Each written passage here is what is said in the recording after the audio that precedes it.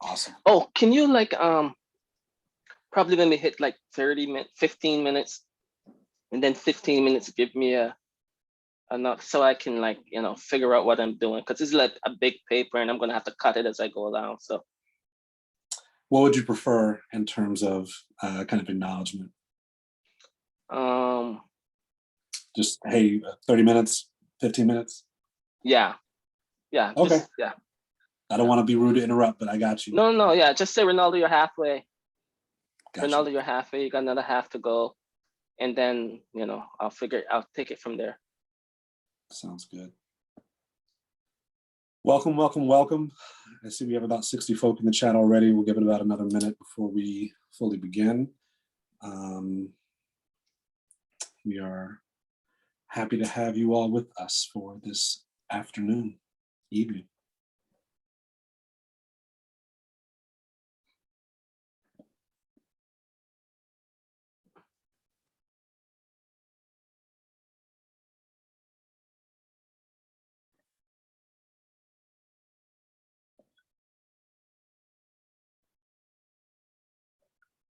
I was at a talk yesterday that was really interesting to see where folks are tuning in from.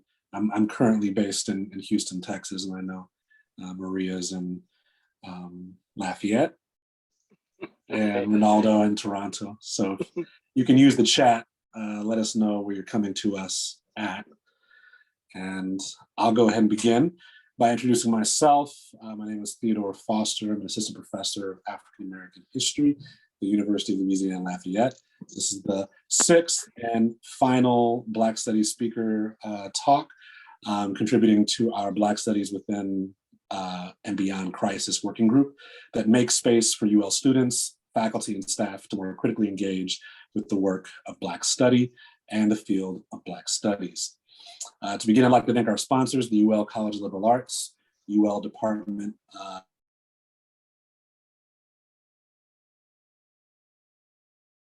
Charitable Trust. I also want to thank my colleagues, Dr. Maria Seeger and Dr. Ian Beamish, for their work coordinating and supporting this opportunity, as well as Connor Benoit, our undergraduate research assistant. I'll now read a brief land acknowledgement drafted by my colleague, Dr. Marissa Petro, and First Nations groups in the Louisiana area. Dr. Petro is the director of the Gilbo Center for Public History. UL Lafayette is on the land of the Atakapa Ishak, and we honor the Atakapa Ishak and the land with gratitude. We would also like to express our gratitude to elders, past, present, and future, of the dozens of other First Nations in the Louisiana area, including the Chitimacha, Appaloosa, Abigail, Tunica Biloxi, Jenna Choctaw, Mississippi Band of Choctaw Indians, and Coushatta. We also honor the peoples of African descent who were enslaved on this land and when it was a part of the Mouton family's sugar plantation. The center's full land acknowledgement can be found at www.gilbocenter.com/honor-native-land. With that, I'll turn it over to my colleague, Dr. Maria Seeger, to introduce our distinguished speaker. Thank you. Thank you, Theo. And on behalf of everyone here today, everyone that's been a part of the working group or attended any of the lectures of this speaker series, I want to say thank you to Dr. Theo Foster for his vision, the time and effort and energy he's put into what has been the highlight of the semester for me and many others. We're incredibly grateful for your work, for the space that you've put together. And so I didn't want to leave this last lecture in the series without giving that thanks on behalf of everyone gathered here. It's now my honor to introduce to you Dr. Rinaldo Walcott, who probably needs no introduction point, but I'm going to give you one anyway. He is professor of Black Diaspora Cultural Studies at the University of Toronto. He is also professor in the Women and Gender Studies Institute and a member of the graduate program at the Institute of Cinema Studies. From 2002 to 2007, he held the Canada Research Chair of Social Justice and Cultural Studies at the Ontario Institute for Studies in Education. Dr. Walcott is the author of Black Like Who, Writing Black Canada from Insomniac Press in 1997, with a second revised edition in 2003. He is also the editor of Rude, Contemporary Black Canadian Cultural Criticism from Insomniac in 2000, and Queer Returns, Essays on Multiculturalism, Diaspora, and Black Studies from Insomniac in 2016. With Idil Abdil-Hali, he co-authored Black Life, Post-BLM, and the Struggle for Freedom from ARP Books in 2019. With Roy Moodley, he co-edited Counseling Across and Beyond Cultures, exploring the work of Clement von Tress in clinical practice from the University of Toronto Press in 2010. Dr. Walcott's teaching and research is in Black Diaspora Cultural Studies and Postcolonial Studies, with an emphasis on questions of sexuality, gender, nation, citizenship, and multiculturalism. As an interdisciplinary Black Studies scholar, he has published in a wide range of venues and media. His most recent books are The Long Emancipation, Moving Toward Black Freedom, just out from Duke University Press, get your copy now, and On Property, out earlier this year from Biblioasis. He was born in Barbados. With all that being said, welcome, Dr. Walcott. We're looking forward to your lecture. Thank you. Thank you, Professor Seeger, for the introduction. Professor Foster and Professor Beamish, and again to you, Maria, for inviting me to participate in this speaker series, and to your student researcher, Connor Bennett, and the tech folks for getting us together so we can do this across distances. I'm speaking to you from Toronto. And yeah, I've got this really big, long, involved, complicated paper. So I'm gonna cut it as we go along. So bear with me through this bumpy ride, but hopefully it will still make sense. You know, we're dealing with a lot of death right now, death across borders. But I also want to remember the passing of a good friend and a teacher of some of us, great music lovers. You know, today it's 8 days that Richard Aiton passed. So these words are for Richard. He would have had something to say to me after, would have probably nodded his head. So, okay. The reparations debate is in full swing, and the subject of the debate in the USA has been named ADOS, American Descendants of Slavery, and in the Anglo-Caribbean, Black or of African descent and Native people of the Caribbean, but more so by national designation, Barbadian, Jamaican, Trinidadian, and so on. So in this essay, I'm interested in exploring what constitutes the subject of the reparations demands, and thus the debate around reparations. Secondarily, I'm interested in how the reparations demand and the debate it has unleashed has put Black studies into crisis. It's my contention that the reparations problem has made more present the problematic of Black being, Black ontology, as both staggeringly incoherent, and at the same time, rhetorically coherent in the West. And further, that the rhetorical coherency of Black being has become a site of the crisis in Black studies. The incoherence I call upon here is influenced by Calvin Warren's argument that Black is nothing. As Warren puts it, and I quote, "What is hated about Blacks is this nothing, the ontological terror they must embody for the metaphysical world," end quote. I adjust Warren's insight only to insist that reparations seems to make the Black something, and that something is coherent and whole. And I further suggest that the quest for reparative wholeness is where Black ontological incoherence is revealed.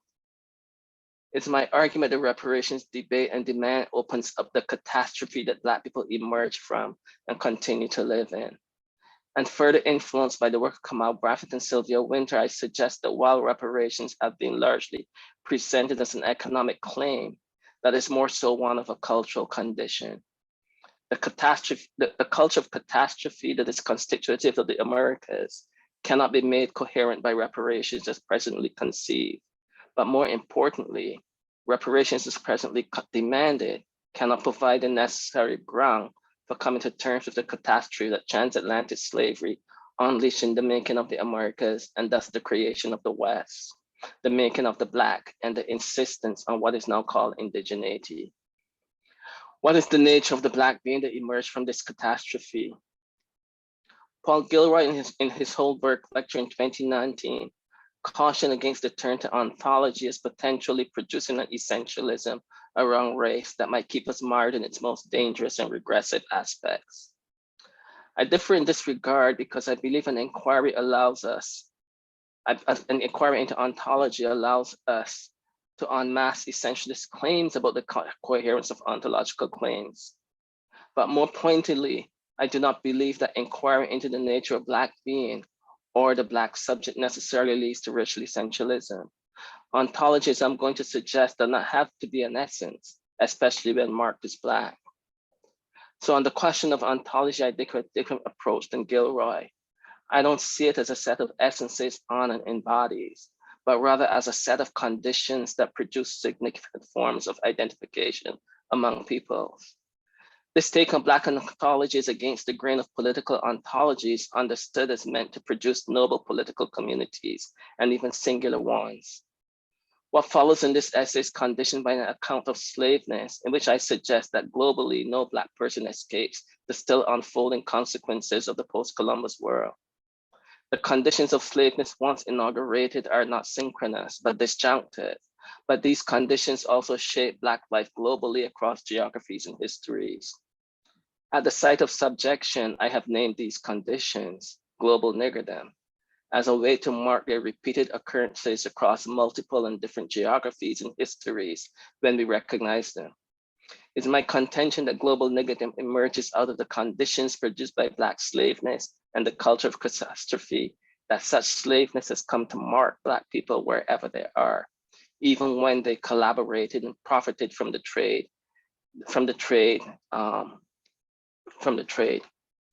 of what comes to be marked as Black flesh. Further, in keeping with the aforementioned suggestion of coherence, global niggerdom is a coherent, incoherent marking of the attempt to make the irrational circumstances of slaveness cohere through European discourses of the modern that seek to mark the Black as nothing but Black. Indeed, one of the central dynamics of slaveness and therefore global niggerdom is the manner in which sociogeny underlies what and how global niggerdom comes into being. Following Winter's extension of sociogeny into her sociogenetic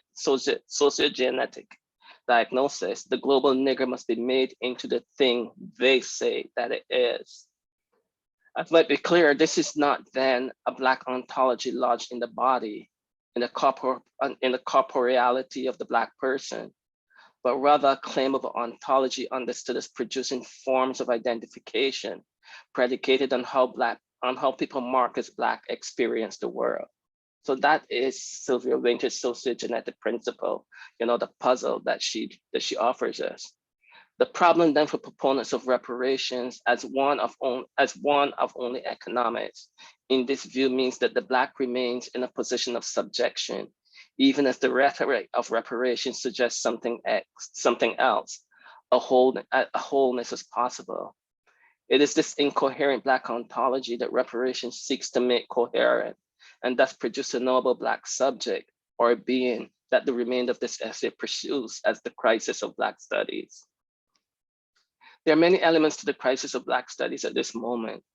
Among those moments of crisis are the emergence of Afro-pessimism and its persuasive rhetorics, the assertion of multiple Black ethnicities and nationalities, the movement for Black lives, discourses of anti-racism and anti-Black racism more specifically, rhetorics of inclusion and diversity, the ongoing patriarchal and heterosexist formation of the political project called Black Studies, the interventions of queer, trans, and non-binary scholars, tensions across culture, economy, and politics, research funding, awards, and professional recognition, faculty positions in departments.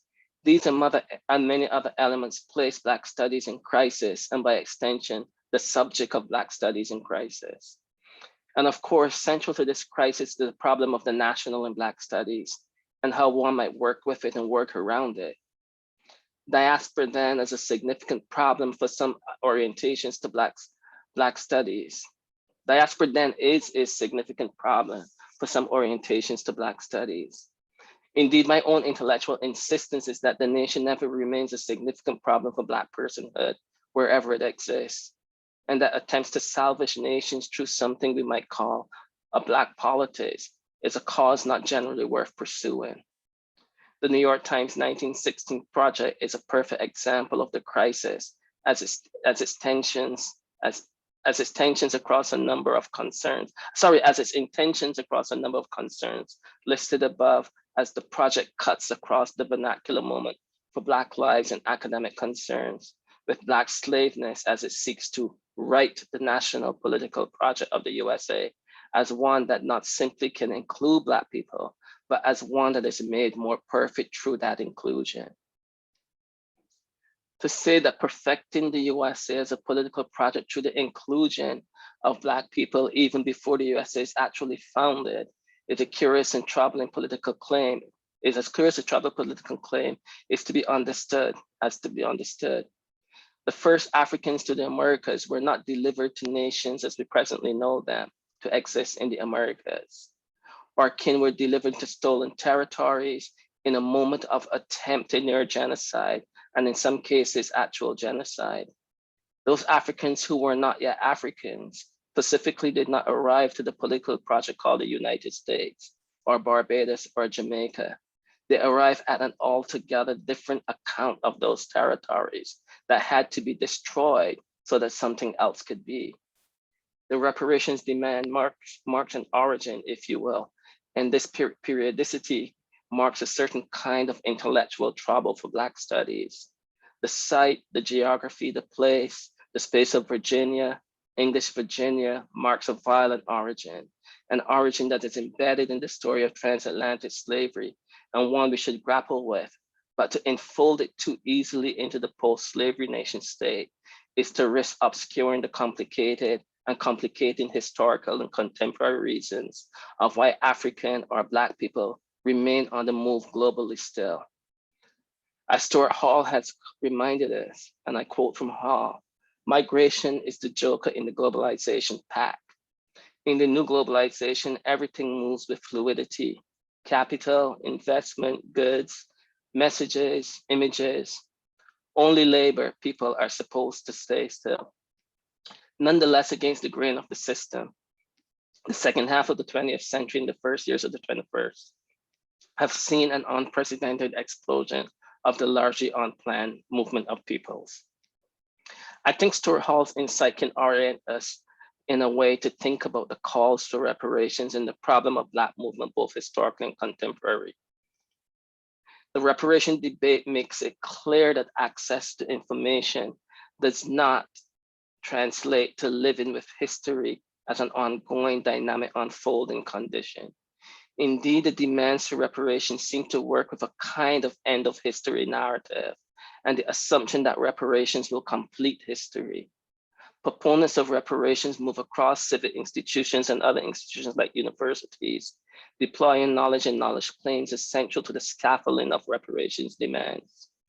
In the Caribbean, Hilary Beckles, a historian and principal and vice provost chancellor of the University of the West Indies, leads the charge. In the US, Sandy Darity, Professor Sandy Darity, an economist at Duke University, has been the recent intellectual guide of the movement. In both instances, the demands for reparations cross many different divides. In one instance, the success of the Black Studies political project is evident in the demands for reparations, in that we can see an account of Black studies in the movement that lives beyond the university. In this moment, a number of Black vernaculars and institutional logics have conjoined in our present to produce a set of political demands in which the past and historical knowledge, more specifically, is the basis of fashioning a Black subject with what appears to be a coherent call. That the call in one instance is national, the USA, and in another pointed towards the UK and parts of Europe, also constituted as national. The call, in my view, fails to comprehend the making of the world in which Blackness and Black people emerge as inventions of the very specific modern conditions, logics, ideas, practices, and institutionalities that both constitute nation and simultaneously deconstruct nation. That the project of reparations finds the victims of the call speaking through the logic of nation seem conditioned by a post-60s Black politics, where the articulation of Black difference through logics of nationalism, ethnicity, and geographies have produced ways of making sense of Black global past and the historical as if closed within a national paradigm, when in fact these are histories that exist beyond the national paradigm. So diaspora at one point offered us a way beyond the nation that might still account for the conditions and identifications of Blackness across geographies. But in our moment, the deeply fraught problematics of our contemporary thought and action, vernacular and institution, have come to rest heavily on nation again. So part of what I'm arguing is that the reparations debate has reconstituted the national paradigm as the singularly most important paradigm and displaced diaspora discourses in Black studies. And I would argue that at the heart of the crisis of Black studies has been this kind of recentering of nation. And so instead of noticing the geography where we speak from, that we write from, that we think from, we have now become so fully ensconced in our geography as to re-transform Black studies into an attempt to save nation states and nation spaces. So, yeah, in returning to conversation and debates about Black diaspora difference in politics, we might silence the problematics of a proliferation of information circulating about Black global differences that reproduce the nation as their origin.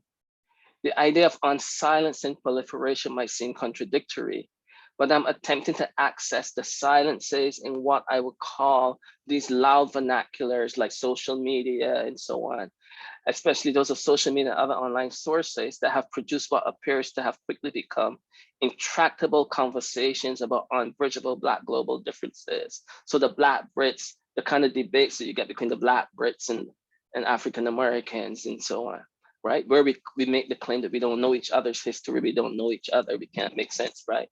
So what is called diasporas and online communities are actually about national claims of difference and not about diaspora at all. But diaspora wars are also reveal the incoherent nature of Black being while not being able to be rid of the conditions that make Black selves.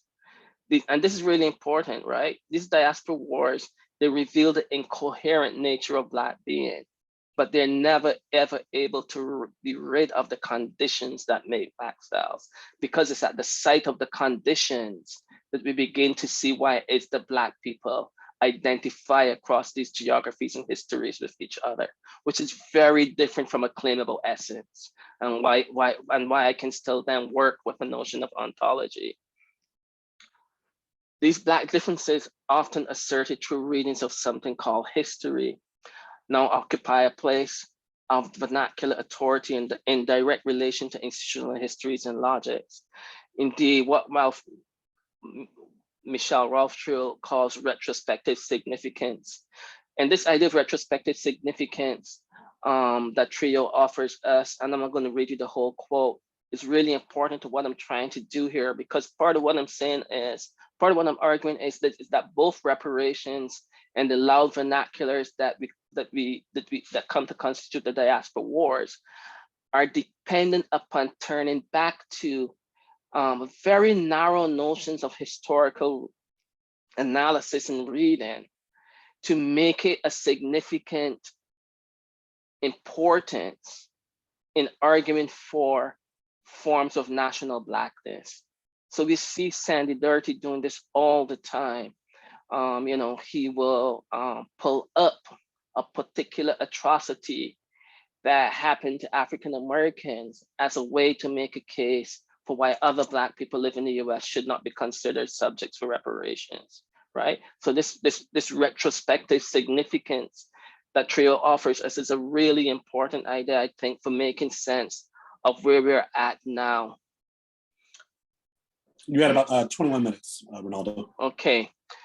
So I spend a lot of time working through the question of diaspora, and of course, I come to the work of thinking about how our present debate around diaspora comes out of the work of Ta-Nehisi Coates, and how his silence on the question of indigeneity in his articulation of reparations, it's in direct opposite to the manner in which Hilary Beckles returns to an indigenous past in the attempt to articulate a Caribbean platform for reparations. And how by doing that, of course, it forces Caribbean people to think about both genocide, near genocide, and ongoing indigenous life in the region. And so I'm thinking about how, even though both models are framed through a logic and language of the national, how both models address this the historical depth of that relation in many ways quite differently. And so I spent quite a bit of time working through the question of the Middle Passage, and working through Michelle Wright's claim about the Middle Passage epistemology, and trying to make a case that in many ways, Michelle Wright's The Physics of Blackness does a really interesting and run around Stuart Hall's important essay, Diaspora and Cultural Identity and Diaspora. So while Wright does cite Hall, Wright doesn't stay with Hall's argument as diaspora constituting two moments, and Wright bypasses that to produce this Middle Passage epistemology, in which she argues that that somehow that limits what Blackness might be, and then she offers us as a counter post-war Blackness. And I understand Wright's desire to produce a particular kind of what she calls Black diversity. I understand that desire, but where I think Wright's argument falls down is that what she calls post-war Blackness is really what I would call the discontinuous continuity of the Middle Passage conditions that have produced a post-Columbus Blackness around the globe, one that none of us are out. But I also think that her bypassing Stuart Hall's essay in a significant way means that she also then must quickly fold the Caribbean into the US as a part of her Middle Passage logic. But then when the Caribbean pops up in the US as a contemporary subjectivity, in a sense, her argument begins to fall apart, or is deeply flawed for me. And in doing so, to kind of make this case, I turn to some of the work of David Scott, and how Scott helps us to think through the problem of the modern, in particular, his work, Conscripts of Modernity, a really important work that I think that helps us to understand the invention of the modern and its own coherent, and the production of it as a coherent term on Europe's terms, that otherwise we would always read the modern as discrepant and as incoherent, and not as a coherent progressivist narrative and linear narrative at all.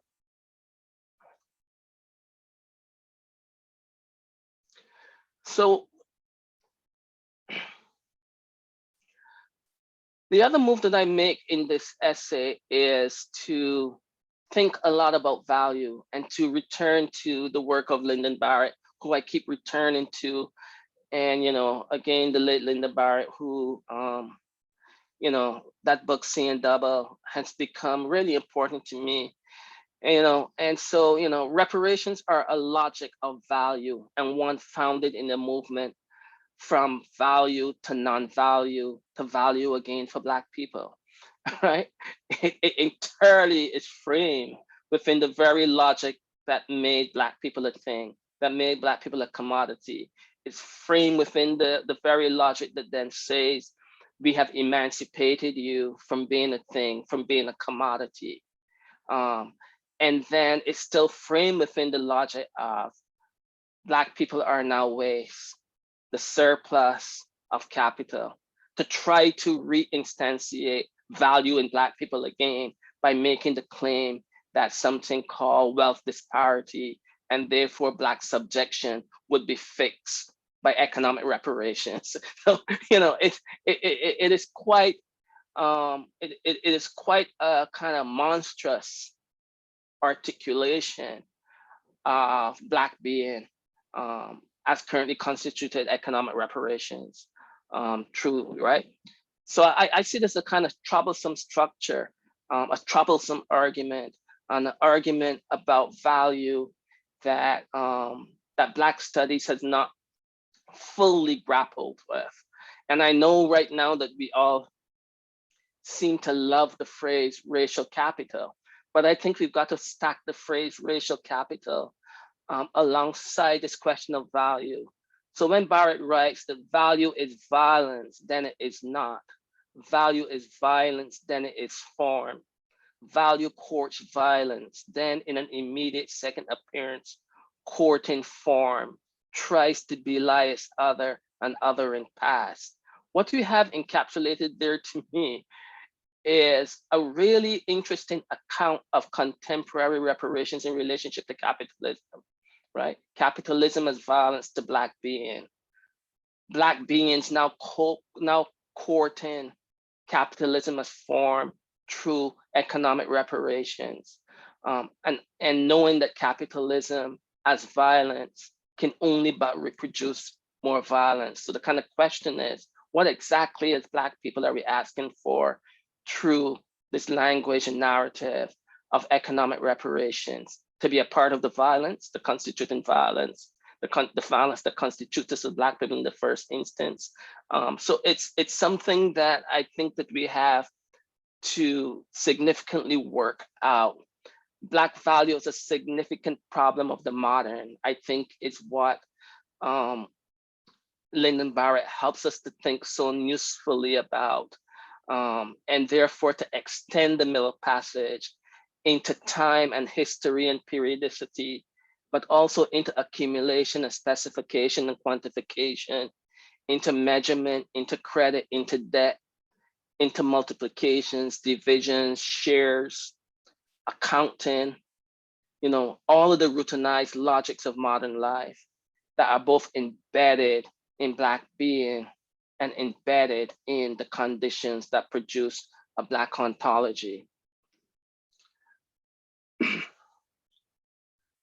So then I spent some time talking about these vernaculars of reparation. And of course, the vernaculars of reparation find themselves in a range of different kinds of ways. But of course, the most significant one is where I began this conversation, which is the language of ADOS is a vernacular of a reparation, right? That we have to name in very specific ethnicized terms, who then is the subject of reparations, is in and of itself one of the fundamental problematics of the claim of reparations. But I think then it also, as Sylvia Winter had said earlier about Henry Louis Gates and the founder of the Du Bois Center, that he was able to ethnicize Black studies through the Du Bois Center.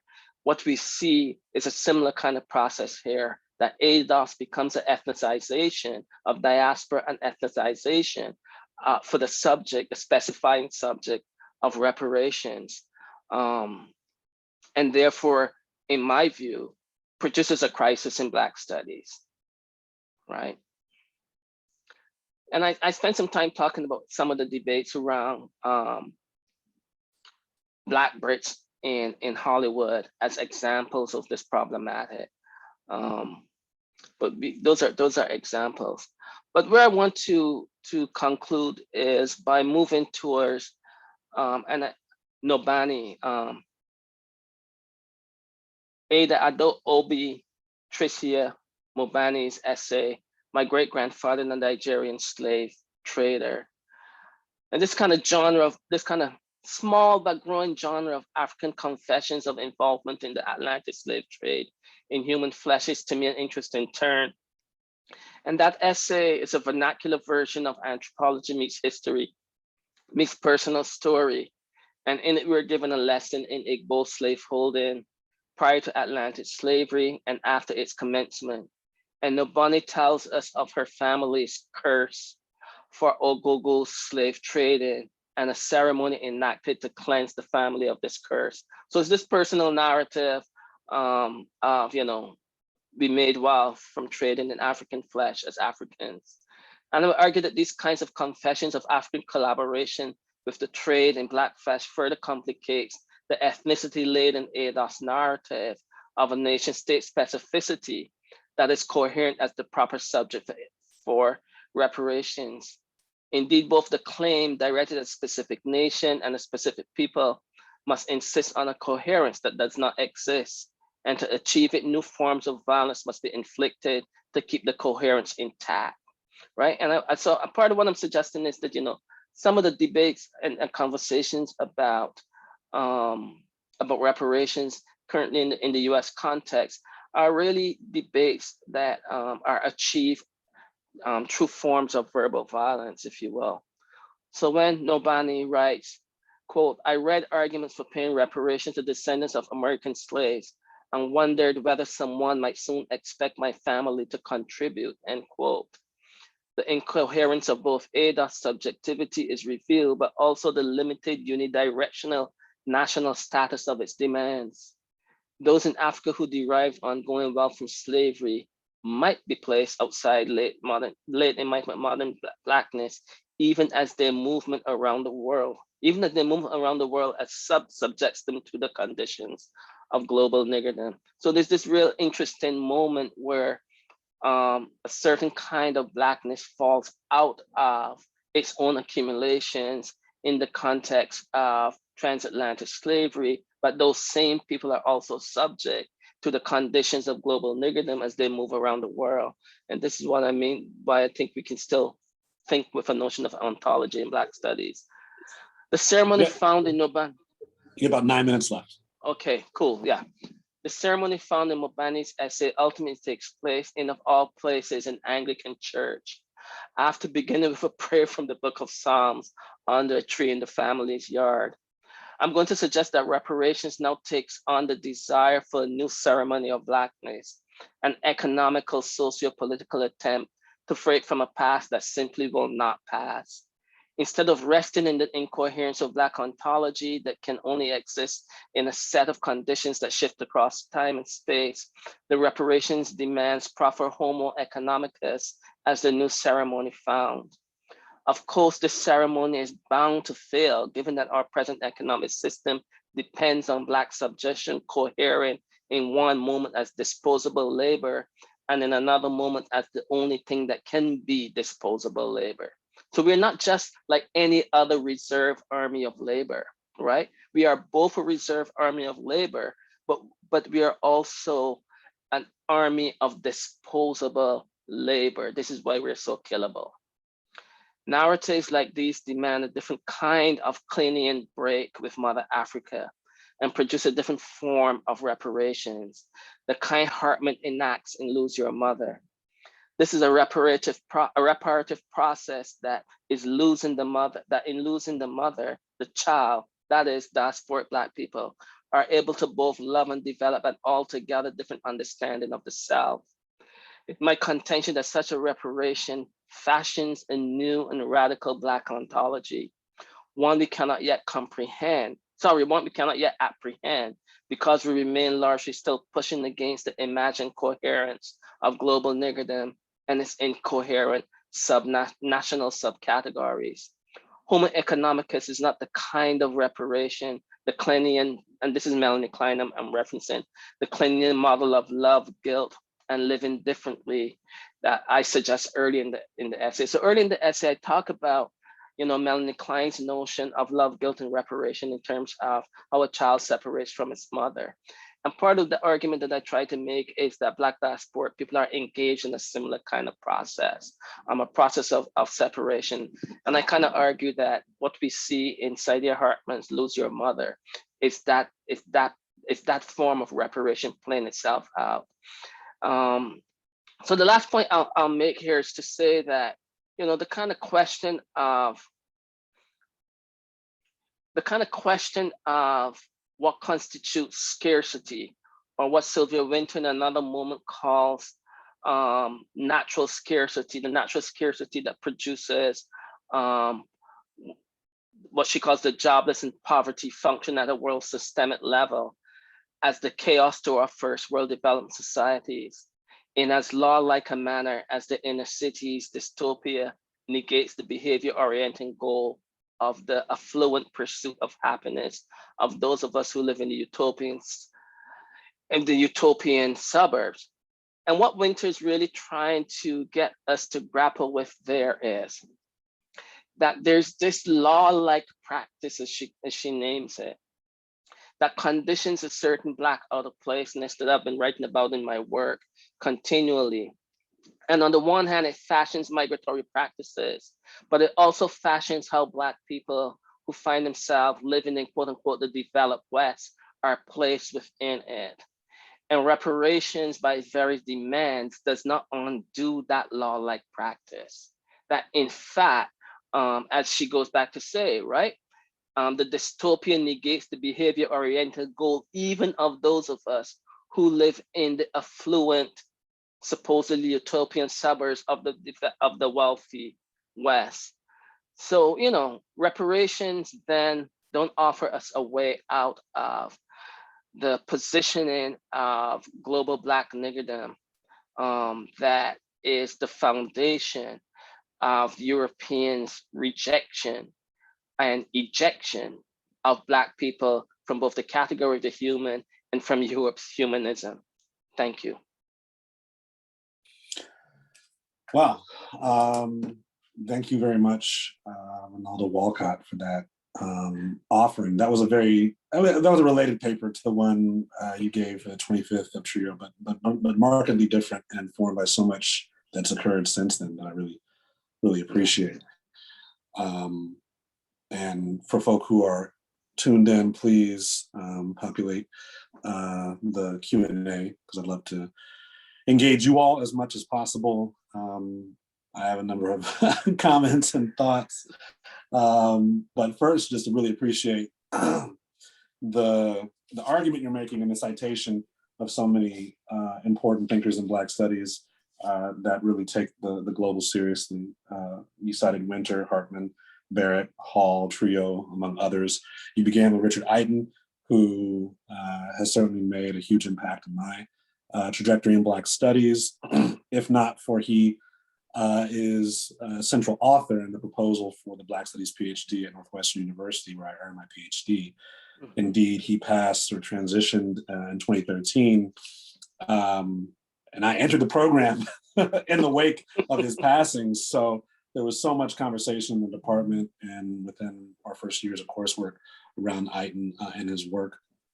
And I just so happened to have In Search of Black Fantastic on me on my desk, and was just returning to it while you were speaking about the global. And he asks just really pointed questions, and certainly you're in conversation with him in this reading. He says on page 27 of this text, the broad question with which I started this book of how the marginalized respond to the shifting terms of their exclusion is closely related to the narrower concern underlying this book. What happens to the assumption that popular culture and politics are intimately and optimally linked after the paradigm shift that marks the end of the civil rights era with its post-nationalist, post-soul, post-Black, and anti-nigger echoes? Both questions speak not only to the dilemmas facing Black communities and their representatives throughout the diaspora, but to the character, salience, and viability of diasporic identifications themselves. Right? So this question about reparations is so key in terms of how we think about diaspora, how we think about histories of Pan-Africanism, and what we have today in this ethnicized demand by the ADOS movement and the kind of discourse that Darity proliferates.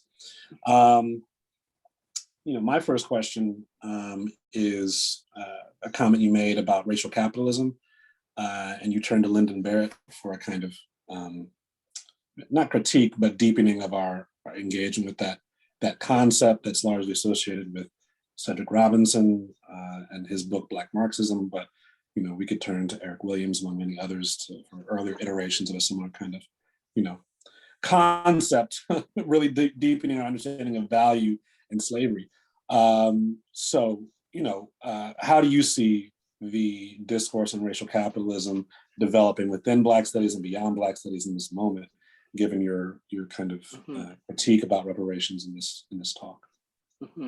Well, you would think that we would actually be having in Black studies at this moment a really robust argument about political economy. But in fact, what we have is the very quick use of the phrase racial capital, and a lot of the folks who are using the phrase are actually not necessarily engaging the folks who are making the case for a particular kind of reparations. So first thing for me, that's the first thing that I noticed that I think is really quite interesting. And then for me, the third thing is this kind of question of value. Now, of course, some people might want to suggest that, that Lyndon Barrett was a literary theorist, and therefore, his account and thinking through what constitutes value doesn't have anything to do with this. But I think if you read carefully, seeing double, that idea would dissipate immediately and quite quickly. And it seems to me that in between the two is this question of value. What do we mean by value? What do we value? How do we understand the movement of Black people from commodities into laboring commodities, into commodities, and then Black people as waste in a post-slavery world, back into labor, back into waste in a kind of post-1975 Black power, emergence of Reagan, early neoliberal world.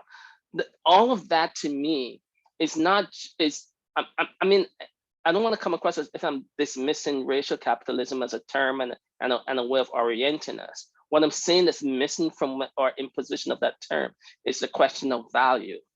And that one of the ways in which this question of value presents itself so firmly on us is that in some of the most significant moments of neoliberal capital, of the neoliberal economic order or arrangement, is when we see the impression of this value, because these are the moments when we see more Black people die. These are the moments when we see more of the kinds of labor that Black people do disappear. These are the moments where Black people are further pushed into communities and spaces of deprivation, degradation, and so on. And so it seems to me that we need to, maybe I'm finding value useful, maybe others will find something else. But it seems to me, but also then value also operates at this other kind of place too, in which, the question of the crisis of Black study raises its head again, which is, how do we think about what liberation is?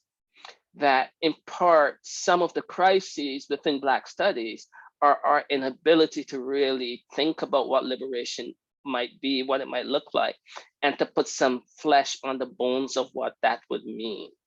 And so we've got a lot of really useful and generative terms, but I would argue, and this is something I'm working out for something else, I would argue that after 1989, the fall of the wall, that part of what happened around the Black global is that we became really skilled at positioning survival within the context of the nation state. And this is why some particular terms have made sense to people to resuscitate. And part of that has meant these kinds of diaspora wars that we see, where we claim that we don't understand each other. But in fact, the same processes that are producing the out of placeness for Black Brits are the same processes that work in the context of the US, are the same processes that work in the context of Canada, are even the same processes work in the context of why Caribbean people and African people continue to migrate. and at the core of much of that is a question of value. Yeah. Thank you very much for that robust answer. I started my PhD project on a diasporic consideration of Black studies and Black history in Ecuador and Afro-Latin America. The arguments you're making in Iten indeed require me to deepen my understanding of what I mean by diaspora and its ethnicized kind of implications, often from the US. Okay, so David Squires, well, first Harley Rochelle, a student, had a question. I would say which one, but she asked, what is the name of the Sylvia Wynter writing you referenced? I think that is from the Pope. I think that's from the Pope Must Be Drunk essay. Pope Must Be Drunk. Yeah, the Pope Must Be Drunk, the King of Castile, a Madman. Cultures as Actuality in the Caribbean Rethinking Modernity. It's from that essay. Excellent. Thank you, thank you, thank you.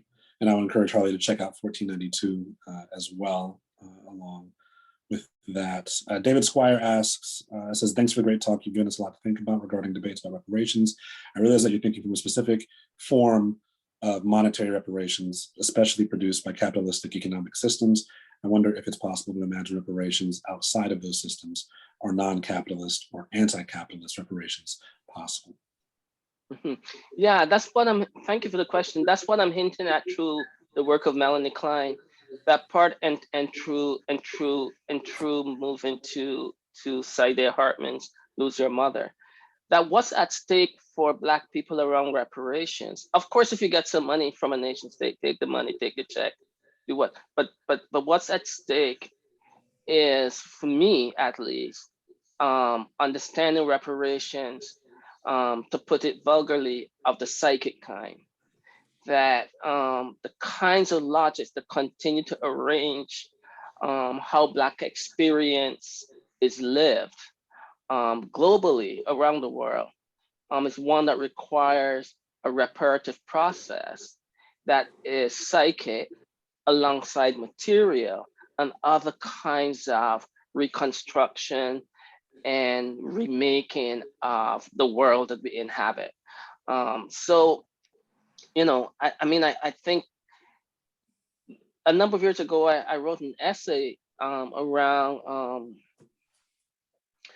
Paula Marshall's Praise Song for the Widow, in which I argued that that's a novel of reparation, that what the character A.V. Johnson experiences in going from Grenada to Carriacou is kind of like a reenacted Middle Passage, but at the end of it, what she comes out of in that reparative process is a fundamental rejection of US capital as a way of making a life.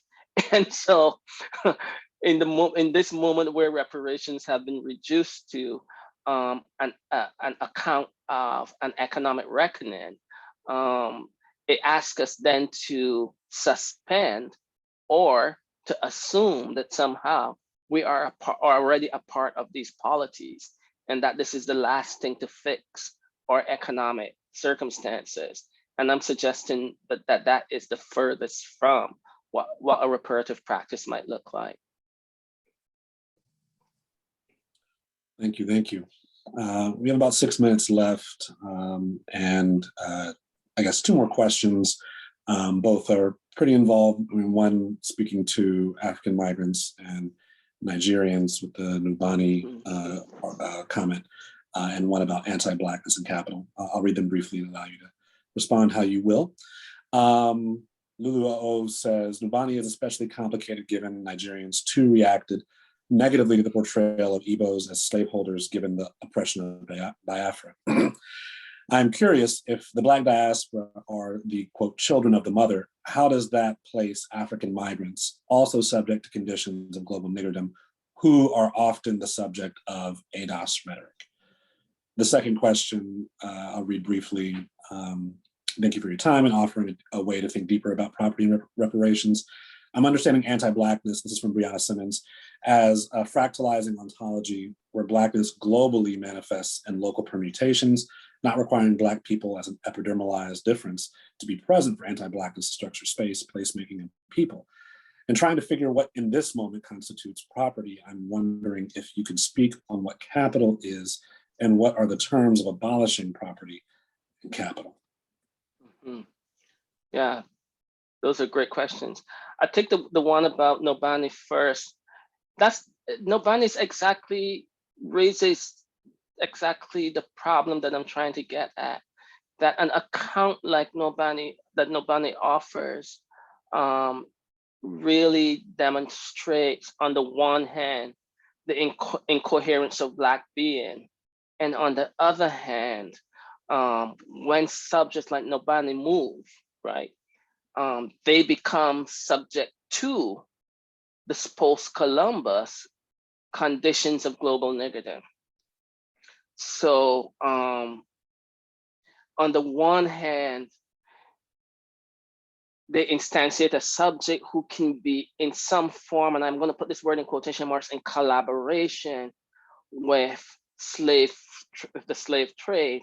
And on the other hand, they too are instantiated by the rhetorics that come to mark the afterlife of the slave trade. So they're not outside of it, and they're part of a global Black niggerdom, as much as they're also constitutive of its making.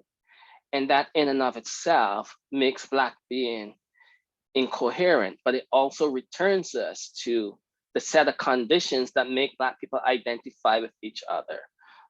So, you know, and so the question about property and epidermalization is in many ways related to that question, because on the one hand, you know, the kind of account that Nobani gives us begins with quote unquote African slavery, and then moves from there to European slavery and collaboration with European slavery, a slavery that is totally epidermalized, right? That, you know, Europeans are interested in Black-skinned people to be enslaved in the Americas. So it's totally epidermalized. And of course, those Black skins are, if you will, some of the first nodes of what we come to call capital. They are capital's currency. So for me, one of the things that I've thought a lot about is, and I just wrote this other small short book called On Property, which is a pamphlet in thinking about this question of how property underlies our contemporary abolitionist movement. And so kind of what I argue in that work is that the first abolitionist movement was to end the slave trade and to end slavery, which obviously ended at different times in different places.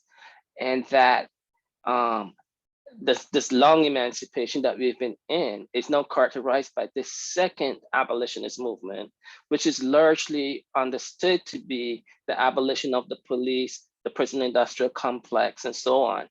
But I argue in the book On Property that the abolition of policing, the prison industrial complex, mass incarceration is tied to the abolition of property. And by that I mean is that one of the reasons that we continue to see state institutions like policing capable of slaughtering Black people in the way that they slaughter Black people is because the underlying logic that Black people are property and therefore can't fully own themselves continues to be the buttress of modern policing, prisons, and the state, and all of the kind of state institutions that Black people encounter. For many Black people moving from the Caribbean and moving out of Africa, that apparatus is the border guard, right? And so on. So it is these forces, these logics, these narratives that continue to shape what Winter would call the puzzle of Black experience, that continue to make us these coherent figures, the coherent figure of the nigger, whether we're African, Caribbean, African American, and Black Canadian, or what have you. And it's noticing those conditions that help us to have a better account and a different kind of conversation, as opposed to relying on epidermalization as the foundation for our identification. That's where we end up in the problem of essence, and that's where we end up in a kind of argument about you don't know me, I don't know you. But when we look at the conditions, the constituting moments, right? The manner in which these states, because we might be in diaspora, but we are also all landed in some kind of nation state, how these nation states fashion what a Black life might or might not be, we begin to see important commonalities and some important differences too. And that can get us outside of the epidermalized essence of Blackness. So I'll leave it at that. I hope that's satisfactory. More than satisfactory, Rinaldo, and definitely returns me to the kind of shifts that I made in my thinking in Black studies only in the PhD. I returned to my undergraduate education at a state school in Alabama in Black studies, and indeed, you read what the program, not department, is about, and they say, Black studies is the study of Black people. Right. And I think this shift that you're speaking to, the kind of conditions, the ontological conditions that we can speak to diasporically, really emphasize Blackness, right, as an analytical category. And therefore, Black studies is not simply, right, the study of Black people, despite, how the academy has certainly incorporated this field and the consequences of it, right, are present in this debate about reparations, I think. Exactly. And if I might add, I mean, we began with Richard, and you pulled up Richard's book, Theo, and of course, the first half of Richard's book is, a really beautiful and detailed reading of Robeson, and Robeson as an international figure. But the conceit of Richard's reading of Robeson in that moment is to show how the attempt to undermine and isolate Robeson was to turn a radical Black international movement into a national movement of reform, and how that in and of itself becomes the principal means to neutralize a potential global transformation and global Black communities. And we can see that happening right now. Just before I joined the call, I was listening to some news, and there were famous Black intellectuals on the TV talking about police reform, and talking about police reform as making the US come into its full self. So we're seeing these patterns repeat themselves in really profound ways. And I think that these are the kinds of things that sit at the heart of what I like to call the crisis of Black studies, which is not necessarily a bad thing. I just think that some of these things are not the things that we're talking about, and that we're going to need to talk about them even more if we're to reimagine what it means to live in community on this planet. Because that's what Black studies was supposed to do. Its libertary project was to remake this world, right? As Winter would say, to reinvent things anew. As June Jordan wrote, bringing back the human, right? Mm-hmm. I think we lose on that. Wow. I really appreciate that point about Robeson and Eiton. I'm still returning to that text frequently. Thank you again, all who have tuned in for this hour and 5-minute conversation with Rinaldo Walcott and reparations. I am also reminded that the title for this working group is also indebted to your constant refrain of Black studies within and beyond crisis. How are we thinking about crisis in its multiple iterations, and what the work of Black studies is within that? I think we have now a robust 6-speaker engagement to try and invoke within the rest of this academic year and moving forward outside of the academy. So we really are appreciative of your time and energy and thoughts today. And again, all on the call. we'll see if we do something like this again in the future, likely in a reduced capacity, but definitely will be in conversation. Have a great rest of the week, and please take care. Thank you so much for having me. Thank you so much for having me. And thank you, Maria. Thank you, Ian. Thank you, Connor. Take care.